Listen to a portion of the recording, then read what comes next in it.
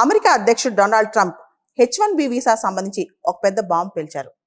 ఇక మీదట H1B visa application సంబంధించి ఎవరైనా వీసా అప్లికేషన్ పెట్టుకోవాలన్నా, వీసా ప్రాసెసింగ్ అవ్వాలన్నా యాన్యువల్గా $1,00,000 ఫీజు కట్టాలంట.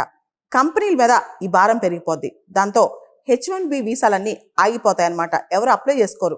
యాన్యువల్గా ఒక ఎంప్లాయీ కోసం $1,00,000 ఏ కంపెనీ ఖర్చు పెట్టింది చెప్పండి? సెప్టెంబర్ 19వ తారీఖున ఈ ప్రొక్లమేషన్ డొనాల్డ్ ట్రంప్ సైన్ చేశారు. $1,00,000 యాన్యువల్గా పే చేయాలి. ఏ కంపెనీస్ అయితే అమెరికాకి H1B వీసాస్ ద్వారా ఎంప్లాయీస్ని తీసుకెళ్తాయో ప్రతి సంవత్సరం ఒక్కొక్క ఎంప్లాయీకి $1,00,000 కట్టాలన్నమాట. దాంతోపాటు ఇంకొక రూల్ కూడా పెట్టాడు.